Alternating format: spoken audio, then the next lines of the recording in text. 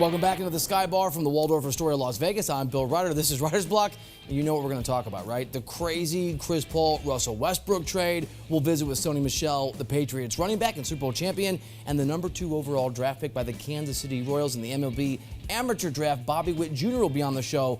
All of that from beautiful Las Vegas starts right now.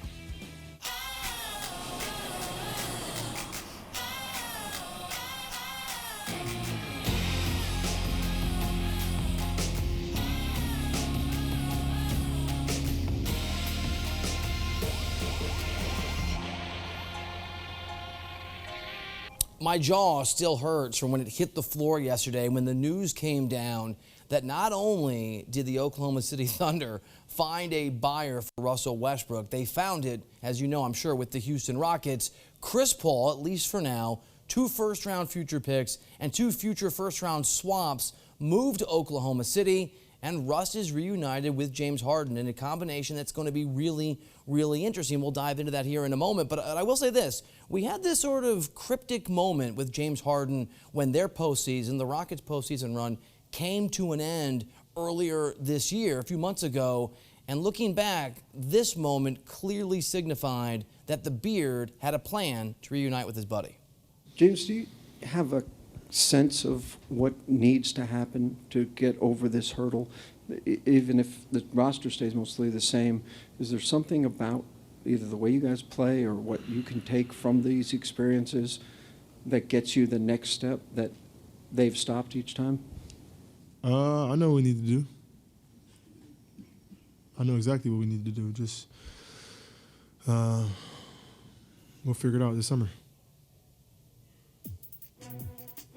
Well, he knew, and here is the conclusion. You can see there the assets and the players that move. It's a really interesting decision by Daryl Morey. I know his philosophy has always been go out and cluster the greatest talent that we can get together and we'll make the rest work. Sometimes that's an utter disaster. See the Dwight Howard era, and sometimes it's come close to an NBA championship. Chris Paul when he was a younger man and a more willing teammate.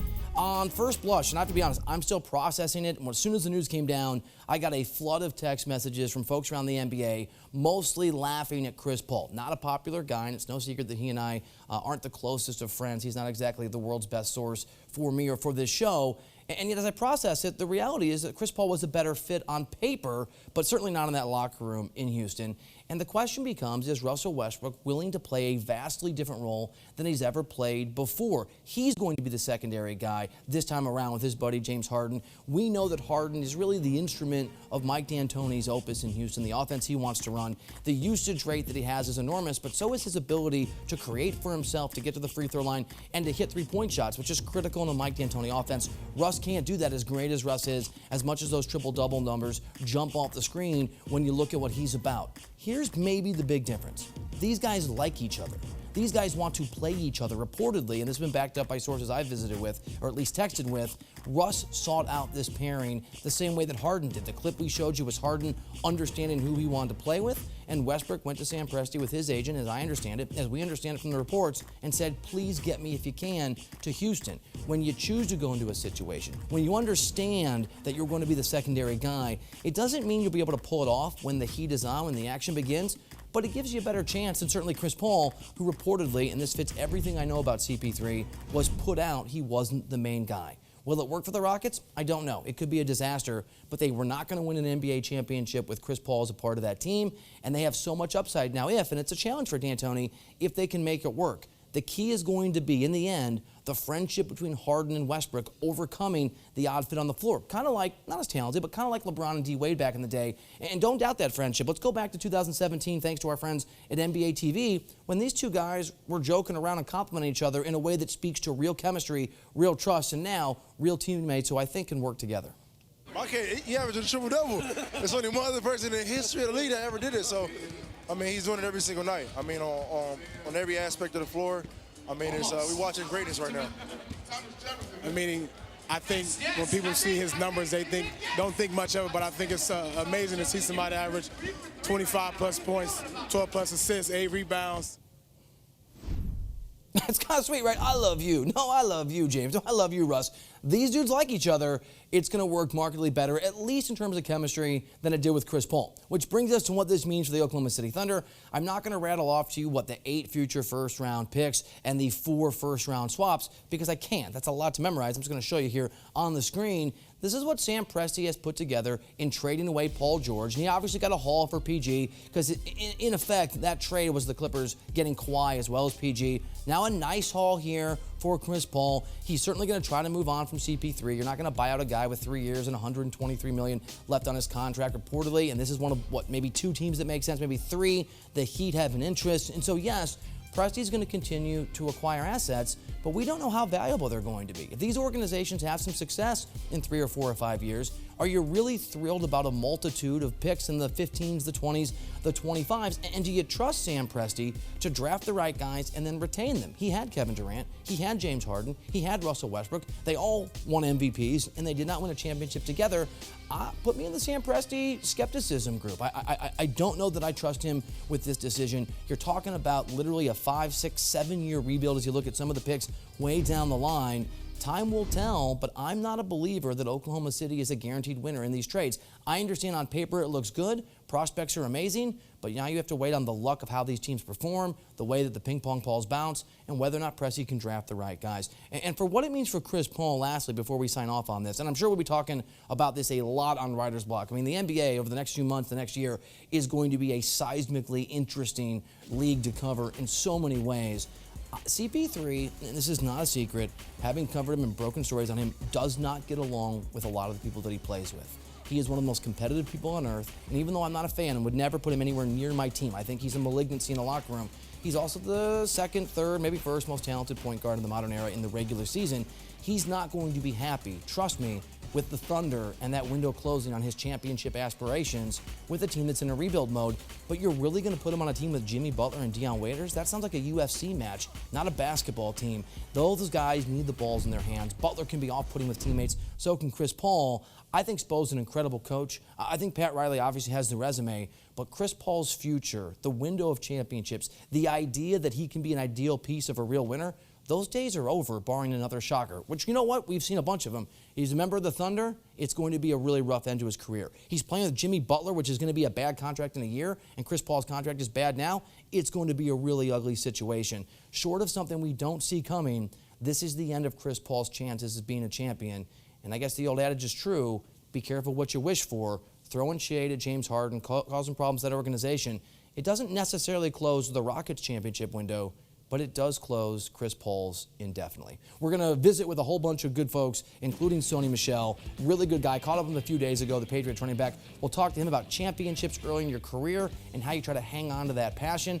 And then we'll visit with Bobby Witt Jr., who was the richest guy in the room. We were in, you know what, Cat was the richest guy in the room, but Bobby Witt Jr., number 2 overall pick in the MLB amateur draft, almost an $8 million signing bonus. Both those guys coming up on Writer's Block. First, Sony Michel. When we come back to the Sky Bar, it's beautiful here in Las Vegas at the Waldorf Astoria in just a moment on CBS Sports HQ.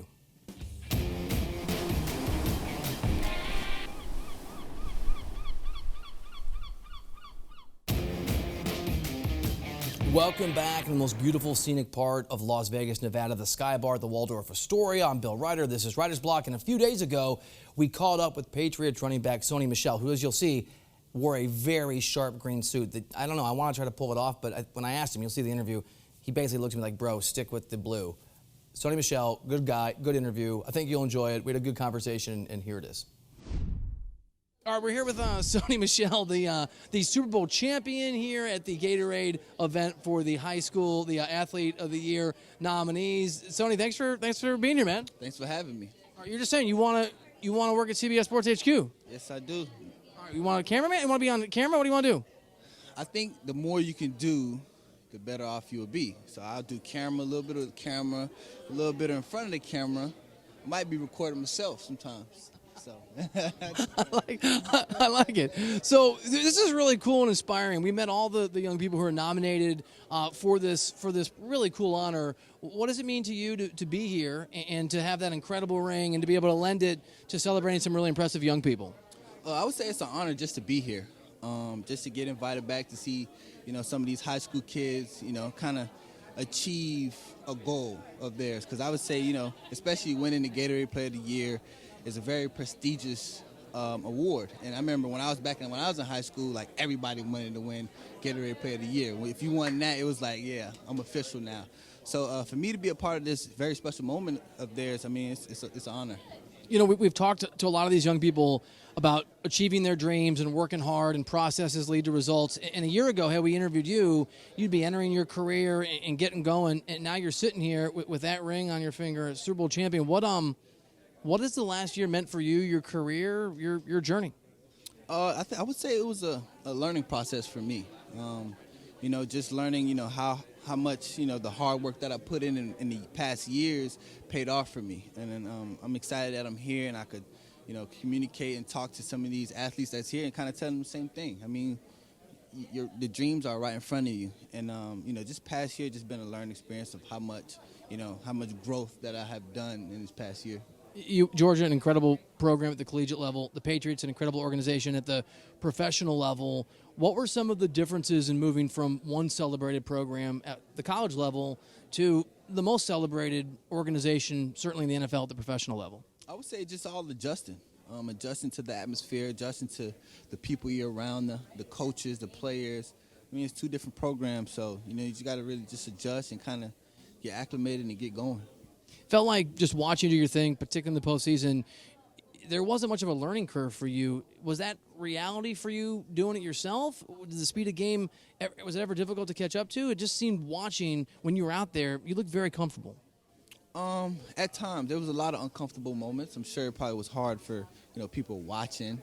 But, you know, any athlete could tell you at the time, but, you know, the preparation took some time, and it was uncomfortable preparing for those games. In the moment, trying to make plays was uncomfortable at times, but, you know, it's all about just relying on your preparation, you know, to get you through. One of the things I think is really interesting about your situation, an NBA analogy, would be like coming out and playing as a rookie with Jordan. You're playing with, for most of us, I think, the greatest quarterback in the history of the game. What was that process like, and just getting to know him, or at least what Tom Brady expects from you as part of that offense? It was amazing, you know, to play alongside of the GOAT, as everybody would say, and playing alongside a lot of guys that got years into the league, a lot of experience. I would say that's why I've learned so much, you know, picking those guys' brains and trying to just see some of their experiences, you know, learning from it and just seeing what I can take and apply to my game. We talk in the media as fans about the Patriot way. What's the thing you learn most about football as a football player in that first year as part of that Patriots way? Do your job and just be as consistent as you can be. Is that a message? They sit you down and they say, this is our expectations, or is it understood when you walk into that locker room based on just the way guys carry themselves? I would say it's based on how guys carry themselves. You learn it, you know it's a process. You learn it on the way. And it's not something you're just going to step in the door and know. I'm saying you got people guiding you into the right direction, whether it's players, coaches, you know, any staff member. They all on the same page. So you're in Atlanta. You guys earned that Super Bowl championship. Is there a moment when the confetti's fallen, or a week later, or when you get whatever it is, where it really hits you? You get a time to process it. Wow, we did this. Well, it took some time for it to really hit me. I was trying to soak it in after the game, a day later, 2 days later. But I would say it took some time for it to really hit, to soak in and know that the Patriots were world champs and I was on that team. If you were to give advice to one of the young people here at this Gatorade Athlete of the Year situation award, in terms of how to take all that talent and all that potential and capitalize on it, what's the advice based on what you've experienced in the NFL, at Georgia, that you would pass on? To the athletes, you know, coming, I would say just, you know, continue to do what you do. Take what you have earned and just grow with it. You know, you won Gatorade Player of the Year. Grow from that.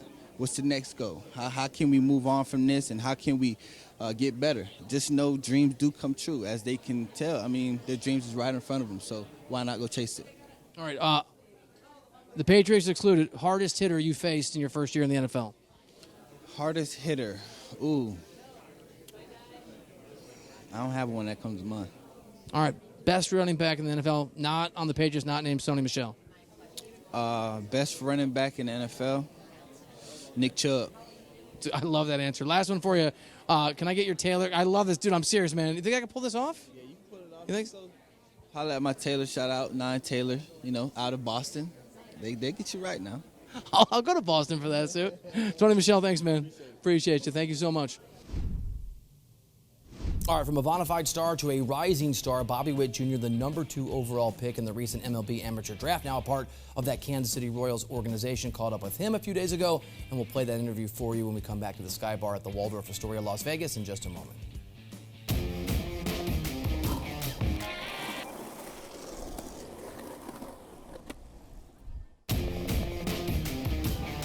Welcome back into beautiful Las Vegas, Nevada, and the Sky Bar at the Waldorf Astoria. I'm Bill Reiter. Thank you for being here. A few days ago, caught up with a bunch of athletes, including Bobby Witt Jr., who was the #2 overall pick in the MLB amateur draft, now part of that Kansas City Royals organization, to celebrate Gatorade's Athlete of the Year. And we visited with the young ball player just a few hours before he was named the Gatorade Athlete of the Year. He actually won the award. Really good dude. Enjoyed our conversation. I think you will too. All right, here with Bobby Witt Jr., who's a nominee for the Gatorade Athlete of the Year, and a gentleman who just got drafted #2 in the MLB amateur draft. Thanks for being here. Yes, thank you for having me. Congratulations. So what is that moment like? You obviously know you're going to be drafted high. What's the moment like where you find out that this dream is that much closer to being a reality? Yeah, it's super surreal just kind of getting that phone call right before the draft. The draft pick happened, and then seeing myself on TV, getting called. It's something you'll never forget, and it's still, I can play it over and over in my head, and I still get chills. It's something. It's amazing. So the phone rings. Is it Dayton Moore, the GM? Who's calling you? Lonnie Goldberg, the scouting director. Wow. And he says what to you? Bobby, you want to be a Royal? There's a video out there, and I was like, oh yeah. And it's ever since then, it's just been. It's been royalty pretty much. It's awesome. It's really cool. I lived in Kansas City for a long time. Used to write about the Royals. My kids were born there, so it's a controversy, and you're going to get sucked into it eventually. But I'm just telling you, it's Gates over Arthur Bryant's barbecue when you get there. I'm gonna have to try it out. I was up there for a little bit, but I never got the chance to try any of the barbecue. But then I'm excited to go out there and get some.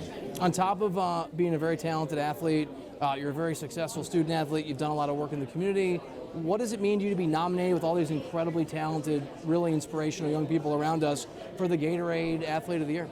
Oh, it's unbelievable just getting to know some of these athletes and everything, just what they have done, what they do. They're out here, they're here today running 8 miles with some of the cross-country people and everything. So it's truly a blessing just to be here and an honor just to be around this amazing athlete company. Correct me if I'm wrong, Bobby. I think you and your dad are the only people in the history of Major League Baseball both be drafted in the top 3 selections in the draft. What was your dad able to talk to you about, maybe share with you to just prepare you for the process to where you're sitting here today? Oh yeah, he was always there for me throughout everything, and he just told me just to work hard through it and just take it day by day and be yourself throughout all of it. He kind of told me it's not really my decision where I go or what happens. You just got to play and perform, and then it's the evaluator's decision after that. So kind of went about that and did that and just played hard, and luckily it worked out. All right, so you're the #2 overall pick. What was the moment, how old were you when you realized, I love this game, but it turns out I might be really, really good at it, good enough to play? Maybe when I was just starting middle school or something, I committed to University of Oklahoma my freshman year, and kind of then it hit maybe I can play baseball a little bit, and then just went through all that, and then junior, senior year, kind of seeing the rankings and everything, and then June 3rd happened, and it was amazing. It's an interesting time in baseball. Launch angles are a lot of guys are into. We've seen here in LA with Cody Bellinger, guys maybe adjusting a little bit and trying to make contact with 2 strikes, not necessarily choke up on the bat, but change their swing a little bit. What's your sort of approach when you're at the plate? How do you try to attack a pitcher? I just kind of try to barrel up whatever it is, hunt the fastballs and try to barrel every baseball, because if you hit it, home runs are kind of mistakes. You miss hit them and hit them out or whatever. So just try to barrel up the baseball and go about that and just kind of have fun with it all. And just it's a kid's game, and just love it and live it. What's next? Where are you reporting to? Do you have the details of sort of the next steps for you? Yeah, I've been in Arizona for the past month or so, close to a month, and then just been kind of working out there and playing games with the rookie ball, Arizona League. So just having a lot of fun out there, and it's just truly a blessing with these opportunities that I have. How's the rookie ball level feel similar or different to what you were doing at the high school level not that long ago? It's still baseball. It's all baseball no matter what it is, and just same game, but it's just you're playing every single day, and there's a lot of other cultural differences throughout the game and everything, but everyone loves the game in there, or else they wouldn't be there. So it's just it's just amazing to get the opportunity to play for the Royals. Gatorade is honoring a lot of folks like yourself, a lot of student athletes, basketball players who very likely be in the NBA very soon, track athletes who will compete in the Olympics when it comes up. Baseball, it's often a longer road. Do you prepare yourself? Do you say to yourself, here's the timeline, I want to work my way up the system? Like, how do you sort of approach knowing it's on a longer time horizon? Kind of like I was saying it earlier, I just got to take it day by day, and it's the evaluator's decision as well now. So I just got to go out there and perform and be myself and just have fun with it all. Bobby, thank you. Thanks to Gatorade. Congratulations. Yes, sir. Thank you have very great much. success. Thank you. Thank you. All right, that's all from us here on Writer's Block for the week. In fact, show is dark next week. We'll be back in a week and a half. But don't worry, behind me, I'm scouring sports books across Vegas to find some of the best bets out there, sports bets that are sure thing winners. And when we come back, we're going to unveil my actual bankroll. One was stupid. I bet on the Cubs out of love. But the other ones I think are winners, and we'll play those for you. We'll go through those in a week and a half when the show comes back to CBS Sports HQ. Thank you to Sony Michel. Thank you to Bobby Witt. Thank you for being here. They're taking over now in Fort Lauderdale, Florida, to get you caught up on everything trending in the world of sports. We'll see you back here on the show, 5 Eastern, 2 Pacific, in a week and a half.